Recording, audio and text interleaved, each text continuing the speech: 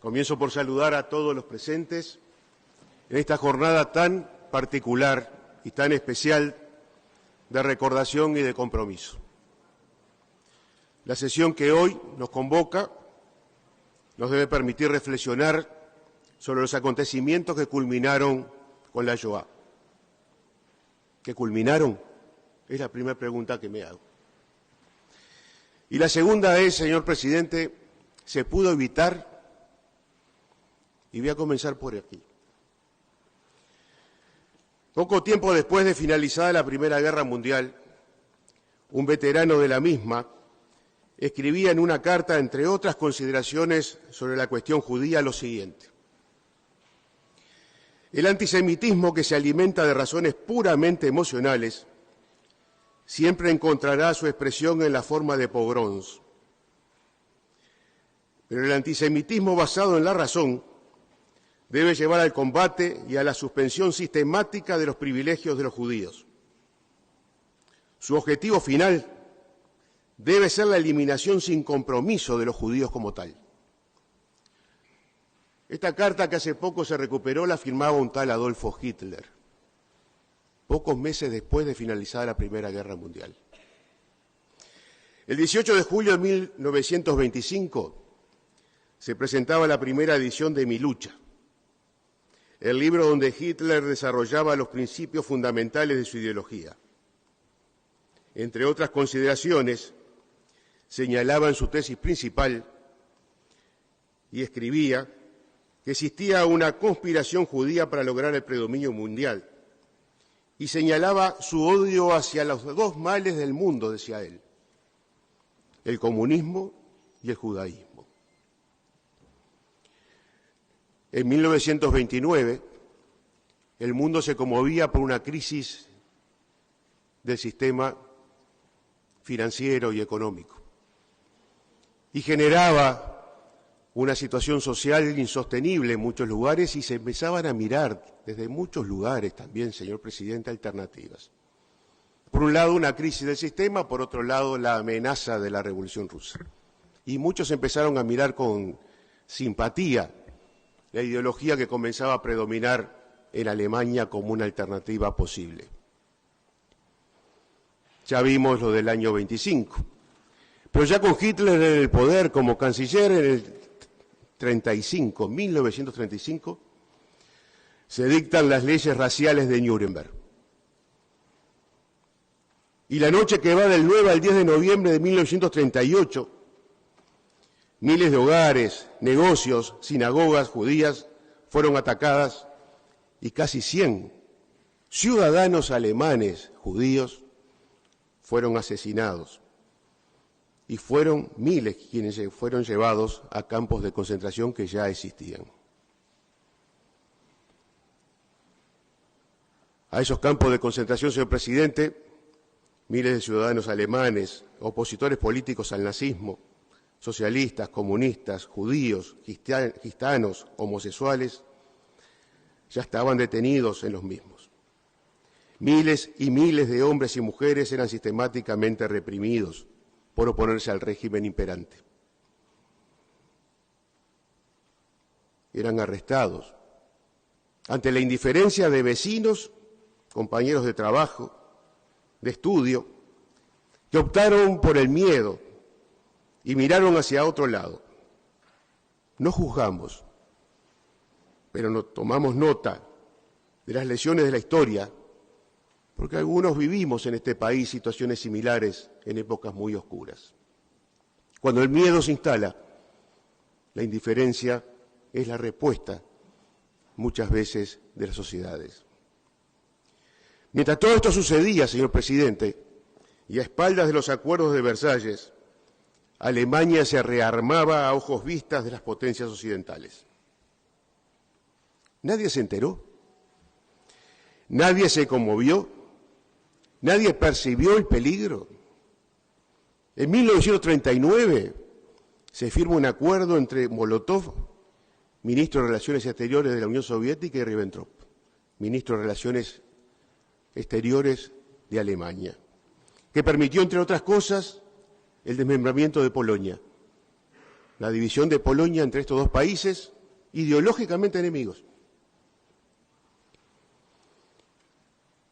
En esas circunstancias, señor presidente, los gobiernos occidentales no supieron lo que pasaba, no percibieron la amenaza, no vieron en sus propios países crecer la peste nazi, no escucharon las denuncias de lo que estaba pasando.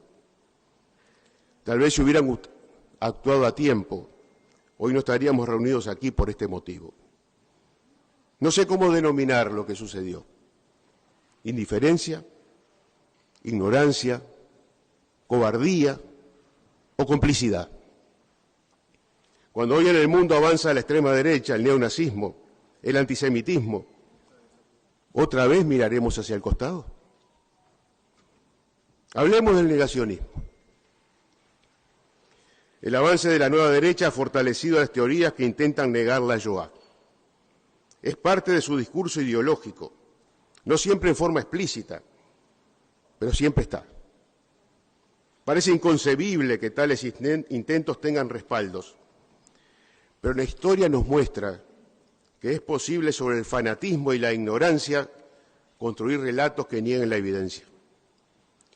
Recordemos que en los 30 y en los 40 del siglo pasado, también muchos negaron lo que sucedía pese a las evidencias. ¿Qué pensaron que eran los guetos? Las deportaciones de miles a los campos de concentración, los documentos y las leyes raciales, las persecuciones a los diferentes. También en esos años, señor presidente, hubo quienes negaron la evidencia. Las consecuencias están a la vista. Hablemos de la memoria, señor presidente. El pueblo judío es un pueblo que supo cultivar la memoria. Sufrió persecuciones, expulsiones de donde vivía, inquisición. Tuvo que cambiar nombres y apellidos para seguir viviendo. Fue aislado del resto de la sociedad y también como reacción se aisló. Aprendió el valor de recordar y honrar.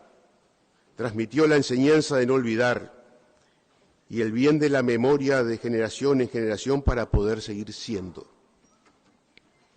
La memoria juega un papel extraordinario, justamente para evitar que se intente borrar o modificar los horribles acontecimientos que hoy recordamos. Las ideologías y las conductas sociales que los hicieron posible, y sobre todo a sus responsables y a sus cómplices.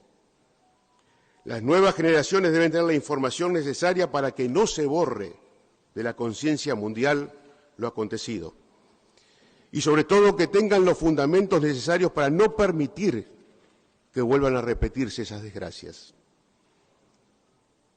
Además, no olvidar es no permitir que sigan muriendo las víctimas de tantos horrores.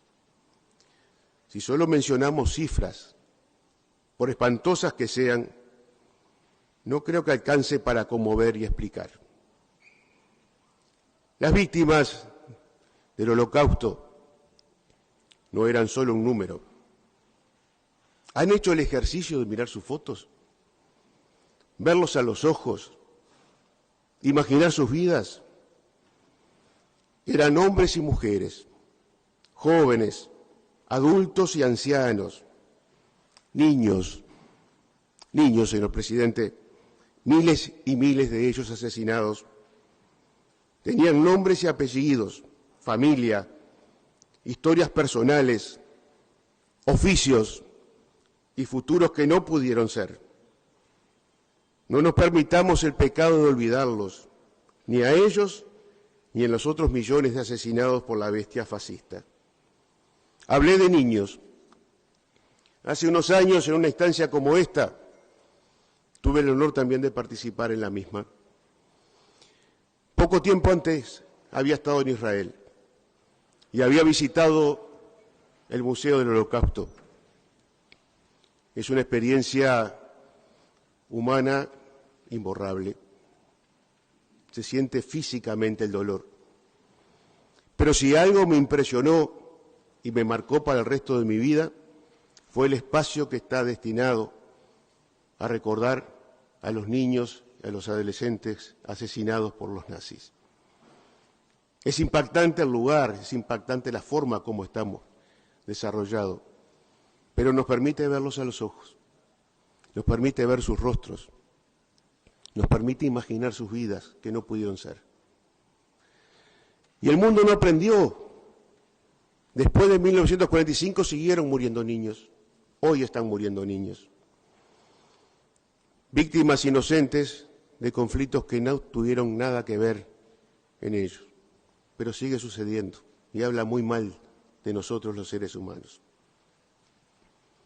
Mencionemos a la justicia, señor presidente. El pueblo judío ha sido ejemplar en este sentido. Ante tanta tragedia, ¿hubiera sido reprochable la búsqueda de la venganza? Hasta parece naturalmente razonable que hubiese seguido ese camino.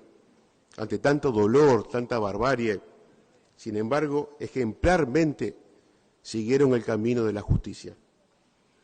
Buscaron a cada uno de los responsables que pudieron perseguir y juzgar.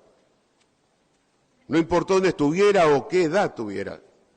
Si tenía responsabilidades en el genocidio, debía responder. Es una extraordinaria lección que no podemos olvidar. Siempre es la justicia que debe prevalecer. Hoy más que nunca debemos combatir la discriminación. Martin Luther King decía: hemos aprendido a volar como los pájaros, a nadar como los peces, pero no hemos aprendido el sencillo arte de vivir como hermanos. Él mismo sufrió las consecuencias de una vida de compromiso y de discriminación. En la discriminación hacia el diferente, por razones religiosas, políticas, de género, de nacionalidad, de condición social, está el germen del totalitarismo. Cuando nos convencen que el peligro es el otro porque piensa diferente a nosotros, se puede justificar la barbarie. La historia de la humanidad está llena de ejemplos de este tipo de situaciones. Cuando el odio y la ignorancia, base de la discriminación, se instalan en una sociedad, el crimen está en condiciones de llevarse a cabo. Deberíamos reflexionar cómo es humanamente posible que un Estado altamente desarrollado en lo educativo, lo tecnológico y lo cultural haya permitido el desarrollo de la ideología nazi. La planificación de la muerte de 6 millones de personas a cargo justamente de ese Estado y permitir que se intentara explícitamente borrar de la faz de la tierra su historia, su religión, sus tradiciones y su cultura. ¿Estamos vacunados ante lo que pasó? El mundo aprendió de la tragedia de la Segunda Guerra Mundial y del Holocausto. Lamentablemente, la respuesta es no. A partir de 1945 vimos guerras, masacres, vimos cómo moría 1 millón de tutsis asesinados en Ruanda. Vimos cómo en la culta Europa y en la civilizada Europa se procedía a una limpieza étnica llevada adelante por los serbios bosnios y mataban a 8.000 hombres y niños musulmanes. Vimos surgir a ISIS, a Al-Qaeda, la idea del califato y la masacre de todos aquellos que pensaran diferente, sin diferencia de edades. En América Latina vivimos las dictaduras y el exterminio del diferente. No hemos aprendido. Pero eso tiene que ser una visión negativa, pesimista. No, nos debe comprometer. Porque en el fondo sabemos que esto se puede combatir y revertir, se debe combatir y revertir. Y acá todas las ideologías están comprometidas, todas las ideas están comprometidas. ¿Se puede repetir la historia? Sí, en tanto el otro sea mirado con desprecio, en tanto el otro, por pensar diferente a mí, sea mi enemigo. Eso nos lleva a pensar que si es mi enemigo debe ser eliminado. Hoy, señor presidente, vemos a un terrorismo fundamentalista que se ha fortalecido y se ha transformado en un peligro global. masacrando por razones religiosas o políticas a miles y miles de seres humanos, la mayoría de ellos indefensos, pero también la pérdida de valores, la desvalorización cultural, el crimen organizado, ha generado un caldo de cultivo para un crecimiento de la violencia a límites inusitados. Las diferencias sociales son cada vez más notorias y el aumento de la pobreza es una situación que nos debe doler y preocupar. El desempleo, la incertidumbre sobre el futuro, la desconfianza en la democracia son elementos que generan un estado de alarma que debería ponernos en alerta más allá de nuestras posiciones ideológicas o políticas.